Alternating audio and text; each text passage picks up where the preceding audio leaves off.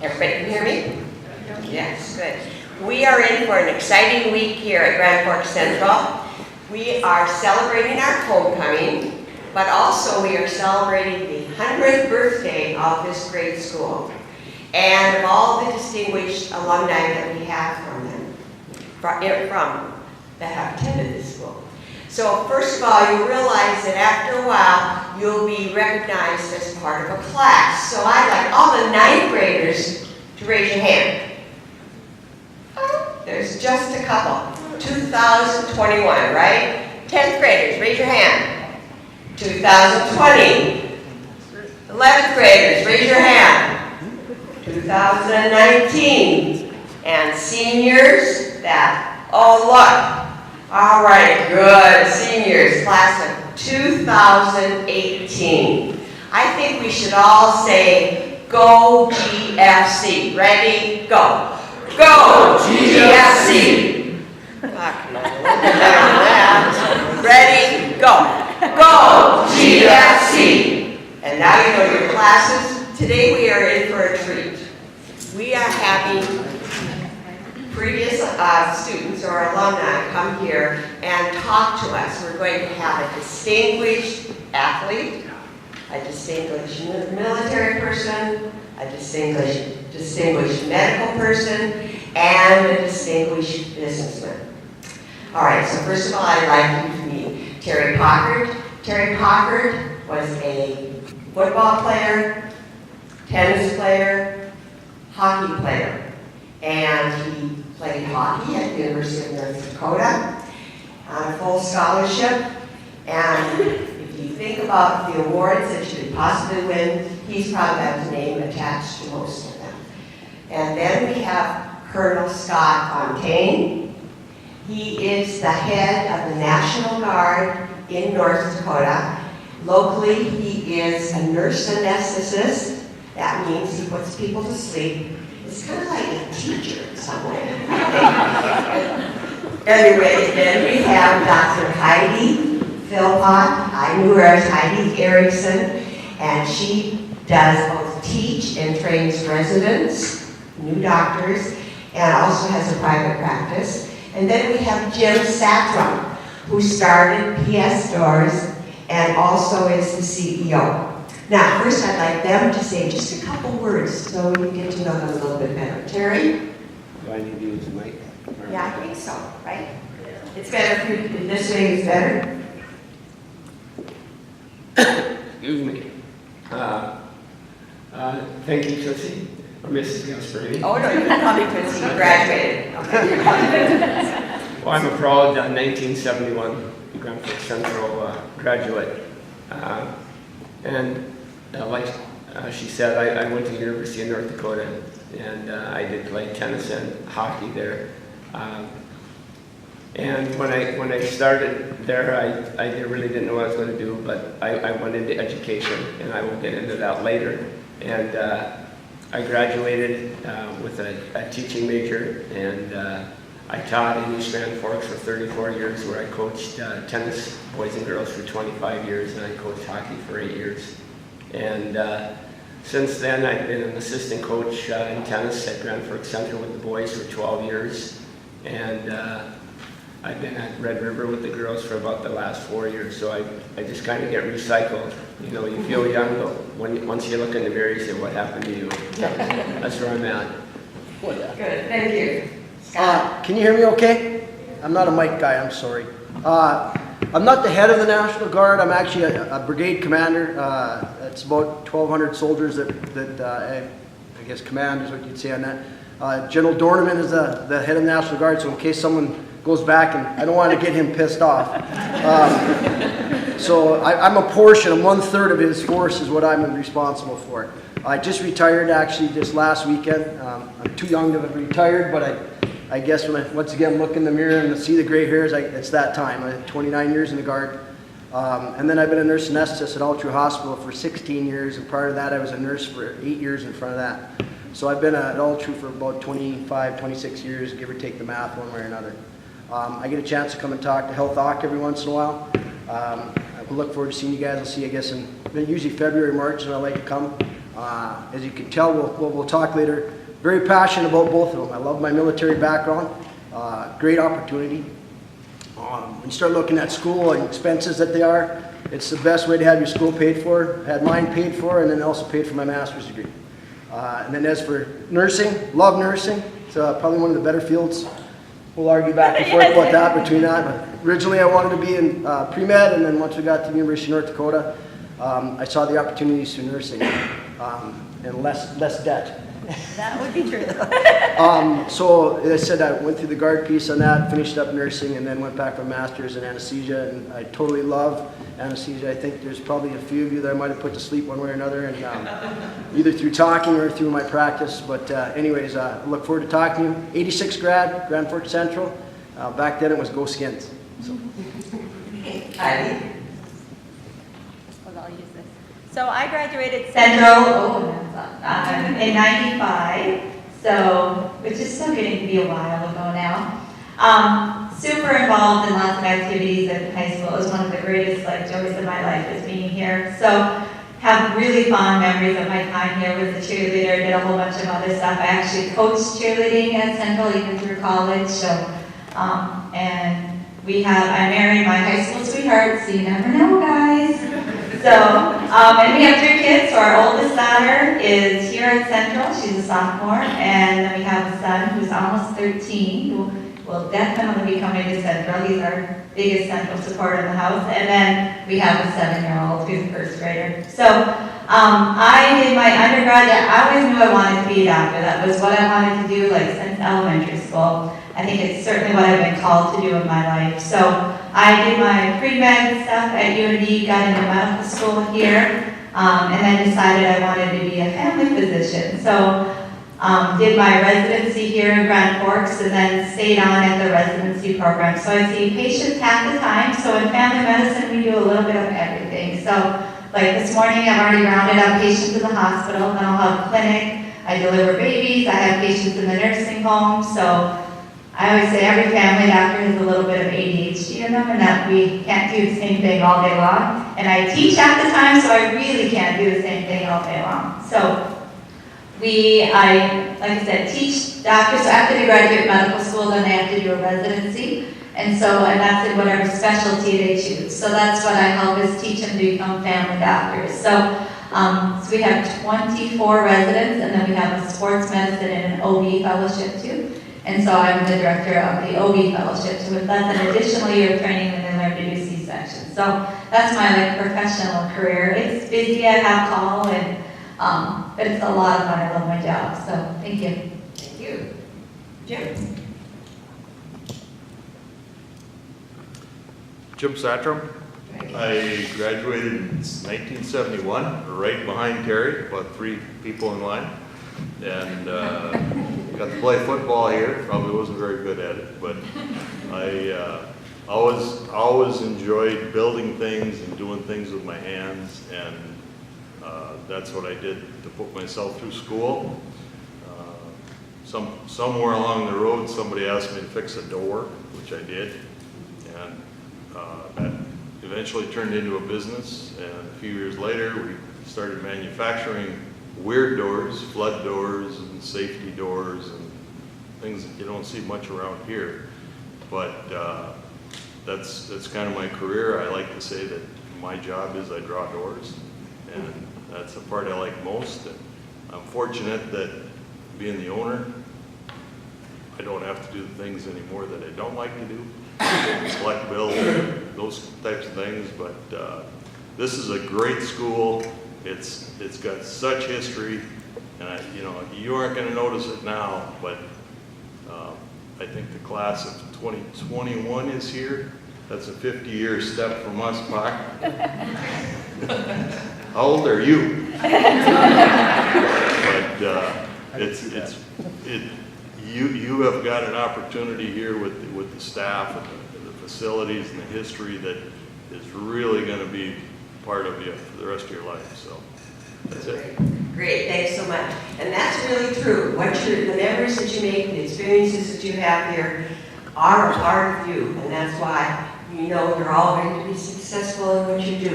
I'm going to ask each member if they would talk about any specific classes or teachers that maybe had an impact on you, Terry?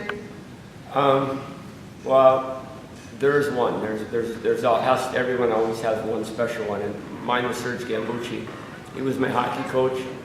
He was my tennis coach, and he pretty much was my mentor throughout my life because originally I was going to go into pre-dentistry, and I started that, but I got back into teaching, and it seemed like he was always there for me to talk to.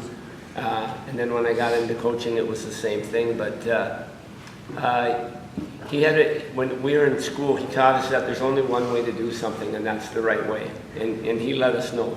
I think back then, coaches, I don't know if they're permitted, but they did a lot of things that you probably won't get away with today, discipline-wise. But when he got mad, we knew it, and I learned really a lot from him, and I because of him, I had the love of teaching, and I started teaching tennis, and I started coaching hockey, and he was kind of there with me all through my life. When I was applying for a job, he was there.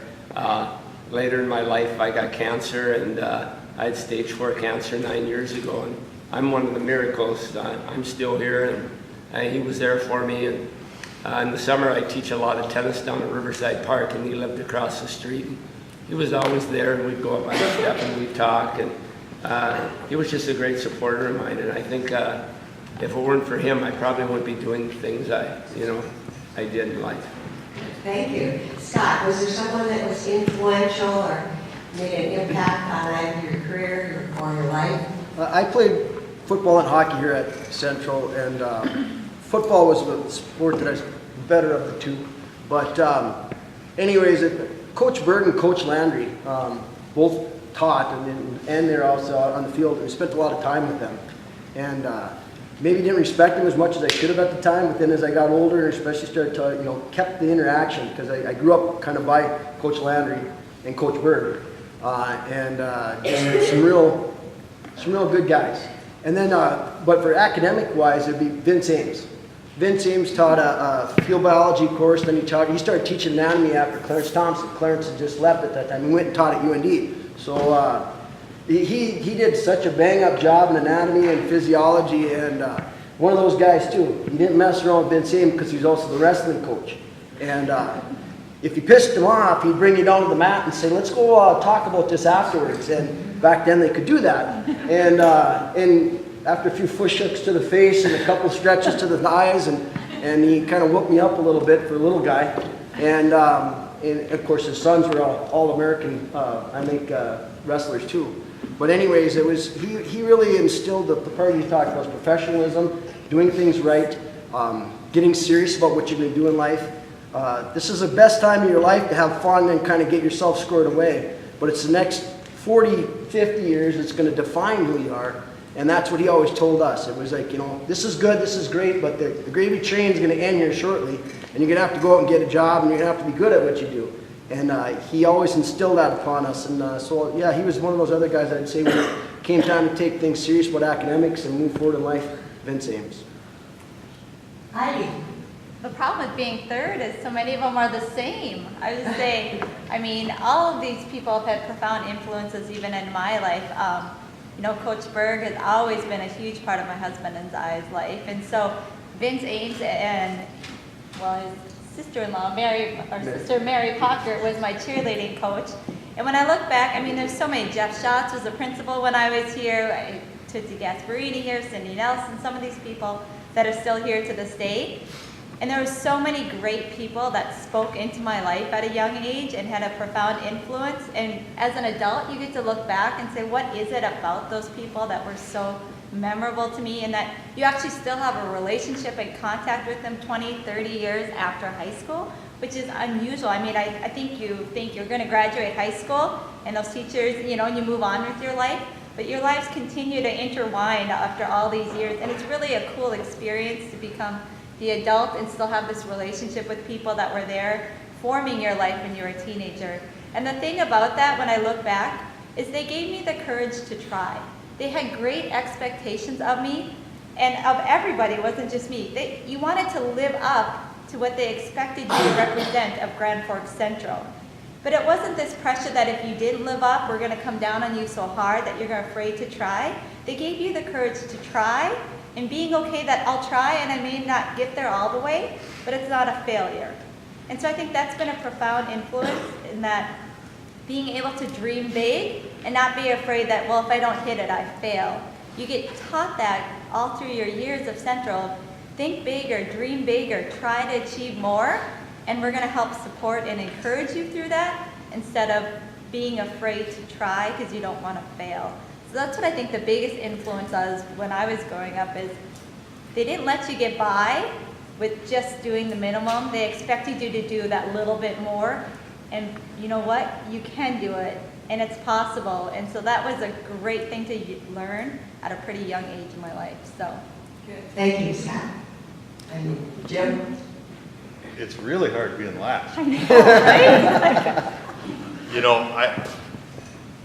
I would have to say that it was, for me, it was really a team approach. There was a tremendous group of teachers, and, you know, they stuck together, and they kind of knew, you know, if Satrom was messing around here, let's start coming down on him, you know, and let's push. Let's make them get out and fall down, you know. Find out that you can do things if you try, and it built our confidence. You know, they took you around the corner if you were messing around and cleaned you up, you know. But, you know, the names here, I still see many of them on the street, you know, and they still want to know how you're doing. And, you know, they're interested in the students that are here now. I really don't know how they recruit this team of teachers and coaches and things that they have up here, but it's been phenomenal over the years. And, but I'm going to take some credit for Landry, Mr. Landry. He was my roommate, and I'm going to say I recruited him for the school. So. All right, when you think back to high school days, what were some of the concerns that students had then? Jim? I'll get you again. Now you're first. You know, boy, you know, it was a different world back then. So, you know, you had a lot of fun. You know, there's,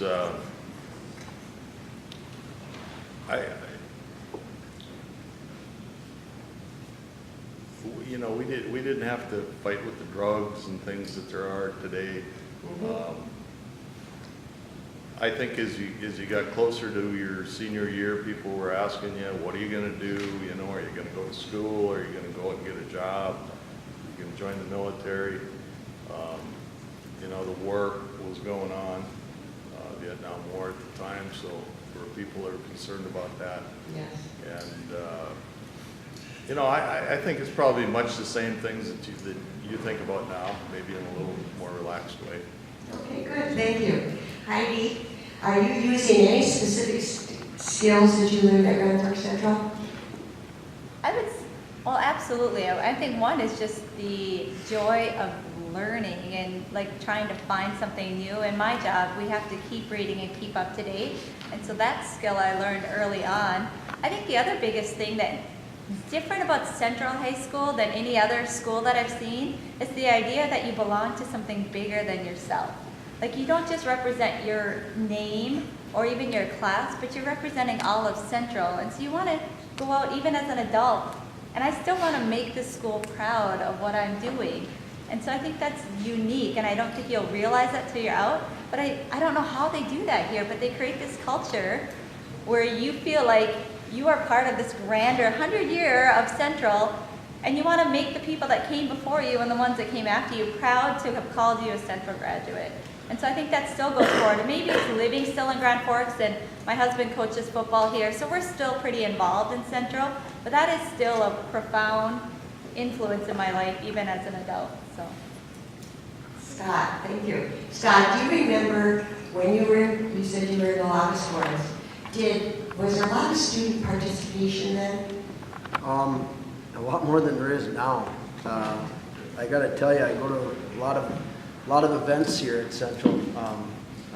Girlfriend of mine, she has a couple kids that are either graduated through Central, Autumn and Rachel Meyer, and then you're going to have another one that I think he's here already, Ryan Meyer. He's a runner for you guys across country. So I go to a lot of sporting events, and I go to musicals. I think they had a lot of, the girls did stuff here with musicals and stuff like that, choir.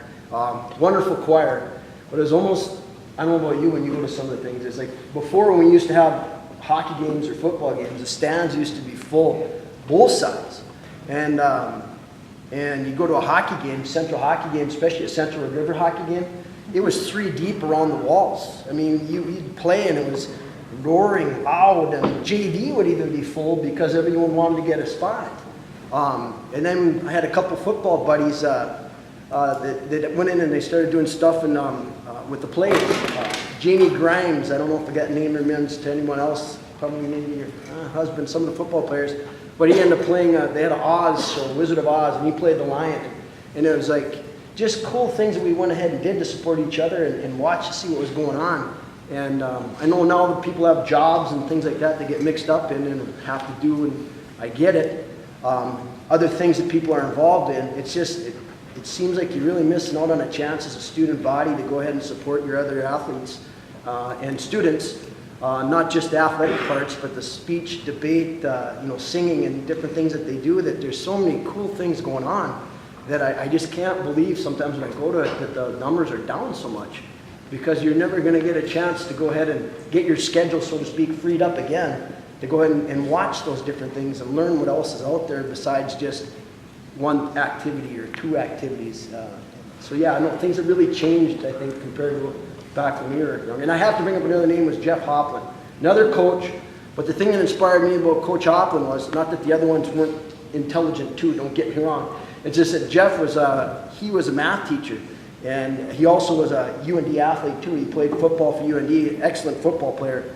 But when it came time to do stuff with math, geez, that guy was smart on that too. So it was one of those guys you're like, not only could you be a jock, big, strong, but smart. And that was the whole thing then too, about looking at, rounding out a person. And so that was another guy that I looked up to. Sorry, I didn't mean to go back to that, but that was a miss. Can I add something to that? Yes, please do. I think one of the big changes from when we were in school is when I was in school, early 70s, Title IX hadn't come around yet, so there were very few girls' sports. There was not girls' volleyball, basketball, swimming, cross country. I think all there was golf, track, and tennis probably. They had something called GAA, Girls Athletic Association. That's what the girls did. It was kind of like an intramurals program. And the guys, there was cross country, football, hockey, basketball, wrestling was just coming in. You had tennis and golf. So because of that, and our school was a lot larger then. I think the enrollment was a lot larger, so that's why we had bigger crowds. Plus, I think a lot of the families back in those days, many of the families, I'd say a high percentage of them had a mom and a dad. And I think because of that, the kids weren't required or didn't have to work as much during the school year. They worked during the summer, so they had free time. And I think because of that, all those things combined, we had a lot bigger crowds because there were less things to go to. And the coverage of all the sports was a lot bigger. And I think your world is a lot different than the world that we grew up in. Is there anything that you would have changed about your high school education that you could have? Anybody? When I first started, I didn't take things too serious. I was, I just kind of, floated around, did my thing for a couple years, and then I realized, hey, I do want to go to college, and it took me to halfway through my junior year to figure out that, hey, you better buckle down and get to work. And for me, I did have time enough to do that. So, it did work out, because I would say that as a sophomore, if you asked a few of the teachers I had, will this guy ever make it to college? They would have said, he doesn't have a chance. So, I did. I think from going here, them telling me the importance of education and teaching me the way they did, it became important to me. Good. Anybody else? Well, I think, I'll tell you a story that affected me. I was a pretty good math student in science, and I liked it. And I can't quite remember the thing, but get to be a senior, I guess, and you get a little cocky, and I got a little disappointed in my physics instructor, how he was treating another student. It had nothing to do with me. And so I made a big stink about it, and I said, I'm done, middle of the year.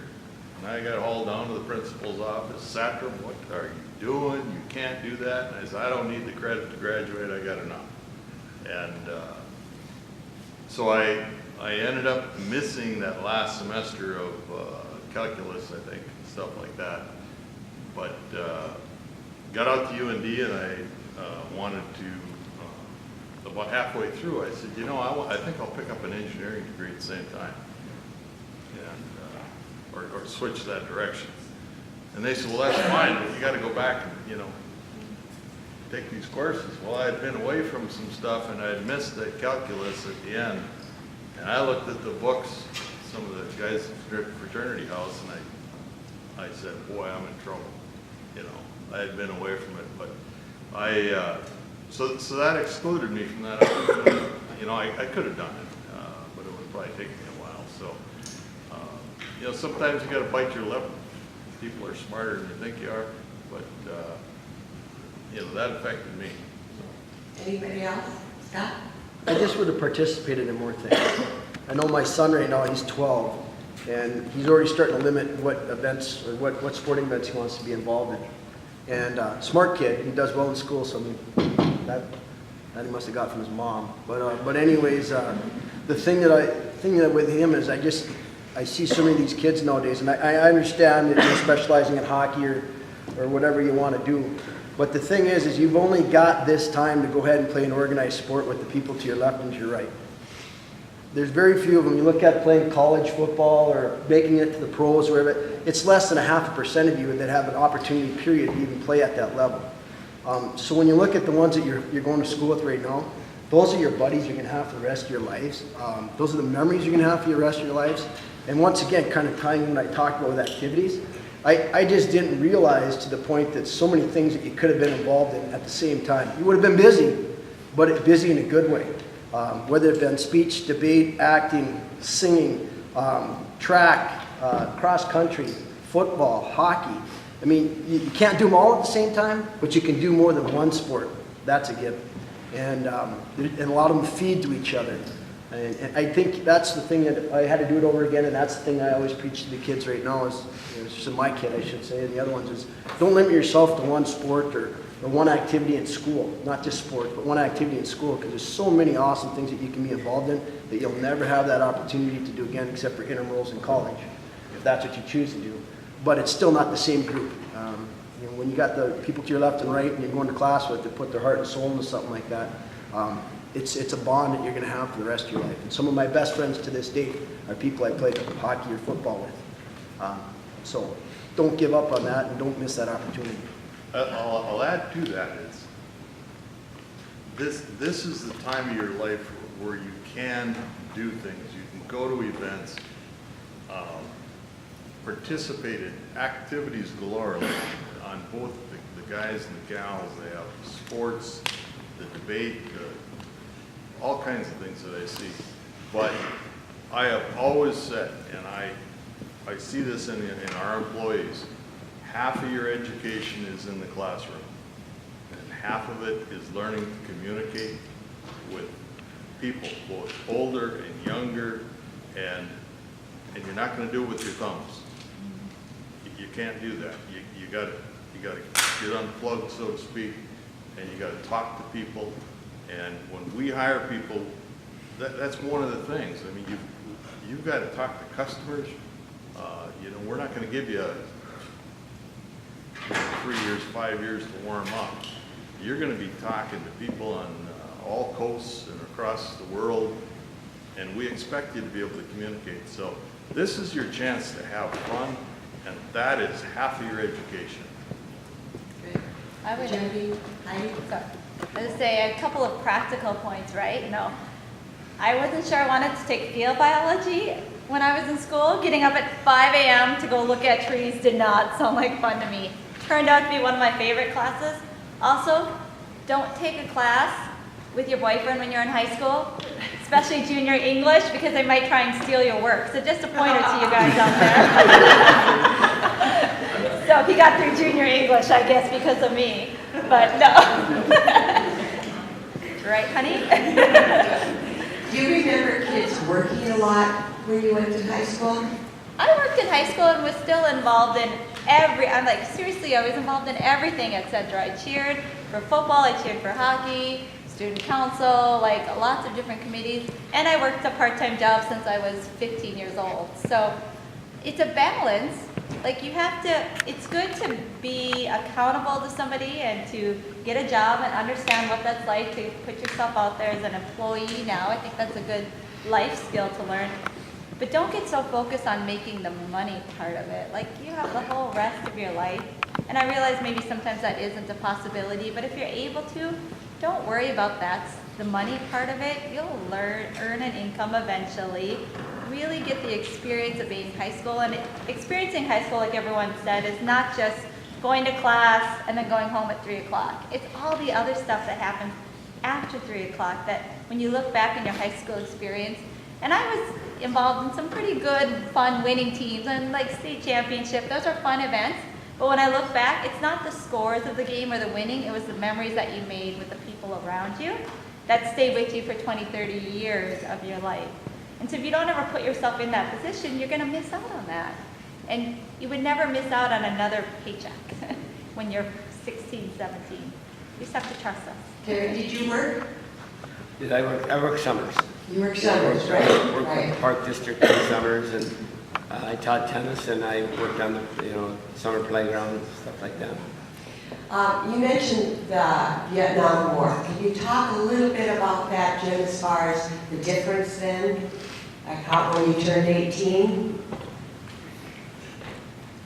Well, the war ended when we were spring of our freshman year of college, I believe, Terry. Right. Terry and I would have been the last ones to go through the draft. And what does that mean? Well, they had a lottery each year, and everybody got a number based on your registration, and the lower numbers, that was who they were going to pick to send over, that you were required to go in the military, unless you were qualified under different brackets, whether you were in ROTC or medically unable type thing. And so there was a concern. I guess in high school you didn't think about it because you weren't going to get called in, but you thought about it because there were people, Grand Forks Central graduates who were dead that you knew, and you thought, okay. So and it was not I guess I'll say it wasn't a popular war. It was very unfortunate because the soldiers that were there they were soldiers, but they weren't recognized like we should and we do today. So. Colonel, do you have any more comments on that? I think he did fine. Okay. Anybody else have any more comments about that atmosphere? I think one of the things that I wish I would have done was work so much in high school, because I think there's so many activities that you could possibly do. All right. Well, did you always know what you wanted to do? Heidi, you said you knew what you wanted to do as a senior. Jen, did you know what you wanted to do after high school? So many seniors right now, that's the question they get asked, and they're just kind of wondering. I think I had a direction, I like doing things with my hands, building things, drawing things, and I kind of thought it might be, back then it was industrial arts, shop classes, to teach that. But I knew I didn't want to do that for good. I wanted to either get into construction something or manufacturing. And, life kind of unfolds in front of you, and maybe it's what we learned here and from growing up in this region when there's an opportunity, maybe you jump at it. Sometimes you're going to fall down you know, and you're gonna have to get back up. But that's one of the things we were taught, whether it was in sports or whether it was in the classroom. You know, we're gonna push you till you fall down, and then you're gonna have to get up. That's one of the first things I'll tell a new employee is, you know, you're gonna make mistakes. Then we know you're trying. Just try to not, you know, make them recover. And I think that's even in your decisions that you make in your personal lives today. We were talking in the hallway ahead of time. It's kind of an unforgiving world, and you know there was a lot of things back then that maybe we did, and they take you around the corner and straighten you out. And today they put a check mark on a record of yours, and you're not going to get a job. You know, it starts. So you've got it. You know, you've got a different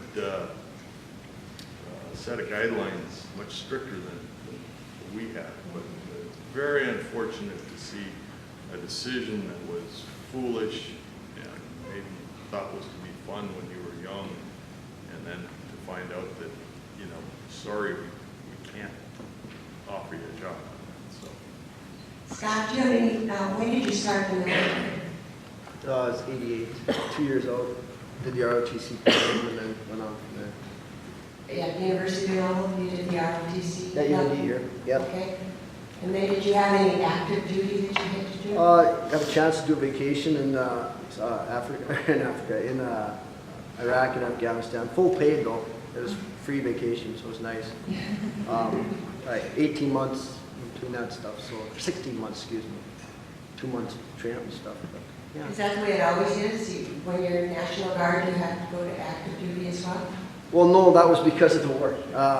It was Okay. Guard. You can possibly not go. It was funny because I'm not in the medical side of the Guard as Air Defense Artillery. Ain't the point anyways, what we used to say on the thing. And then as it turned out, when all of a sudden Desert Storm, Desert Shield, Operation Enduring Freedom, Operation Iraqi Freedom. Anyways, next thing you know, obviously we've been at turmoil for more than 10 years. So if you're in the uniform, you're going to get a chance to perform one way or another in the war zone. And so I had a chance to go ahead and do that. Sent many a soldiers over. Same thing, lost a few. So yeah. How is that decision made as to who goes in the Guard? Well, it comes from. Boy, we could have all day for that one. Basically, what you're going to have is a manning requirement that comes out through that goes through an ARFAGEN cycle. Basically, where you're at in your training, and then if you're at that point in your training, based off the requirements they need for a theater, then you get selected by basic units. They look at when's the last time you rotated through. And I was a member, like I said, I was the battalion commander here at the time for the Air Defense Artillery unit here in town. So unfortunately, we were a high op tempo unit, combat arms, and so we had 9 different deployments in that battalion in 12 years. So you're going to get picked on that, and that's just the way it works. Do we have any questions from the audience? Anything that you'd like to ask one of our distinguished alumni? She keeps using that distinguished one. I know it just. I keep looking behind me. Like that be someone else here. I had some teachers. There's teachers in their graves, and some that fell off their coffee chairs this morning when they saw a picture of me walking up the steps. much less to sit under that title. Yes. Just one thing. Just one thing, if I could. I know Jim had talked a little bit about the atmosphere back when we went through, and I'd say even when I was 86, 30 years ago. The thing back then was that you could pretty much get done with high school and know that you're going to get a job, probably a decent job with just a high school degree. If you went to college and you finished up that, once again, pretty good chance you were going to get a job and have a decent degree. You guys don't have that benefit anymore. There's a lot of people that have college degrees and trying to get into different spots. And unfortunately, which we talk about in Health Hawk, I'll come visit with you a little bit about it. But what I like to bring up with you guys now, at least plant the seed, is the trick now is if you're planning college and where you want to be, is finding out what your economical status, what your socioeconomical status, what you think you need for money-wise to go ahead and exist. and then try to match that up against something that interests you. Because it doesn't make sense to go ahead and pump $200,000-300,000 into an education for something that you're going to go ahead and get done, and you're going to make $35,000 starting with a peak of $50,000. Because you'll never get out of that hole, unless your parents are paying for everything or the military is doing it. But if you can find something that you're passionate about and that you enjoy, and it's got a spectrum of things that you can do with that, and then you look at, okay, what do I have to do in school to go ahead and get that, whether it be college or a trade school or something like that that you're going to do, and is it going to fit my lifestyle? And that's the hardest part, because you're finding right now with financial, I see so many other people that get done and they get going and they're so financially in the hole, but there's absolutely no way that they're going to get out of that situation. And the funny part is, it was a while ago we started talking about strategics and stuff like that. When I go to war college, that's one of the things they talk about is strategy and stuff. Basically, my strategy would have been, Trump, don't insult the leader of North Korea on TV because it's going to be a bad deal. But the whole thing, though, is that a strategy about where you're going to go. And when you're looking at making that kind of money and what you need to go ahead and live right, you got to pair that up on what your possibilities are that you're going to make. Because now, when you look at the biggest threat against the United States, it isn't so much as Korea, what you're going to hear about, and different issues like Iran and what's going on in Syria. It's more of where we're at economically as a nation. We spend more than we can afford. And when you look at the debt, anyone you start looking at people who look at history and where we're at with strategy for the United States to move forward, it's the debt that's going to kill us. Not necessarily in the kinetic way, it's the non-kinetic way, and that we're going to get ourselves in such a financial situation that we keep putting ourselves in, that we're going to be stuck to everybody else. And the same thing happens in households and stuff that we're seeing nowadays. Didn't mean to get really deep and philosophical on it, but that's when we start looking at it. So I said, getting back to your side, the hard part is, I said, try to think about where you're going to be, where you want to be, what you think an income is that's going to support your lifestyle, and then does my interest meet that, and what do I got to do in college to go ahead and support it? And that's my biggest thing. We start talking where you're going to go in the future. Sorry. That's good, that's good. Does anybody have any questions you'd like to ask? Come on, Okay, something about next strategic. Come on. Iran, Next point. Iraq, There it goes. something big. Yeah. Okay, this is for Dr. Heidi. Is there ever a point in time that, as you were building your career, that you thought you couldn't do it, or you were on the edge of giving up?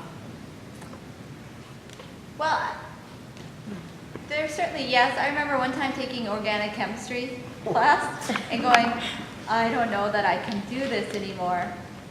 And not to get too religious, but remember going, Lord, if this is what you want me to do, I need to do well in this class. And so I remember getting my test grade back, and it was good. And I was like, okay, this reaffirms, I think this is what I've been called to do.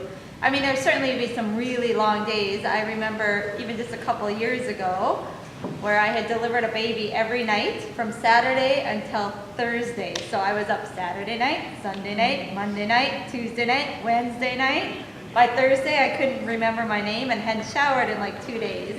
And so certainly there's some days where you're like, I don't know that I can get through one more day. But those are all just moments of time, and everyone has those moments of time. And that's why your training here at Central teaches you to persevere through the difficulties. But everyone goes through those things. Is this really what I'm supposed to do with my life? Can I really do this? This is really hard. And that's where you have to turn in or turn to other people and say, I'm really struggling. I'm not sure if I can make it.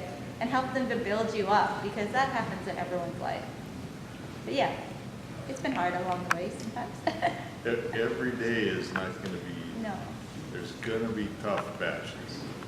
And you got to just grind it out. You'll get through it.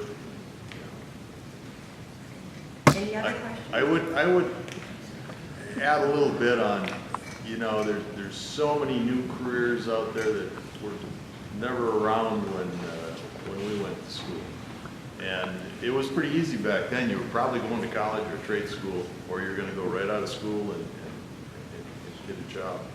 And, find something that you have an interest in. And what you think it is today, if you start college and say, I'm going to be this, there's a pretty good chance that you're going to find a little different path over here. That's fine. Follow it and, but find something you have a passion for. Because that's where you're gonna spend your life, you know. And, you know, some of the happiest days of my life, I probably, you know, I think I made $6,000 my first year. You know, the accountant said, you better get busy. I says, I've been busy, you know, but I had a great time, you know, my life was fun and, you know, didn't work in high school, worked summers and here and there on weekends, but we didn't have any money, Paukert, but we sure had a good time, you know. Can I say something too real quick? Because I know you guys are almost going to be done. But I see this a lot, and I think sometimes as teenagers you guys get a bad rap out in just the general population. And I just want to say, having a teenager and my babies have grown up in Central football. Like, my husband has been a stay-at-home dad, and my babies go to Central football practice from the time that he held them and did tackling dummies, okay? And I have seen you guys through the years, and you have had a profound influence in my kids' lives. And you guys are great kids with a great heart, and Central encourages that in you, and so continue to live up to that. Don't take that, well, you're just a teenager, or they're being silly teenagers.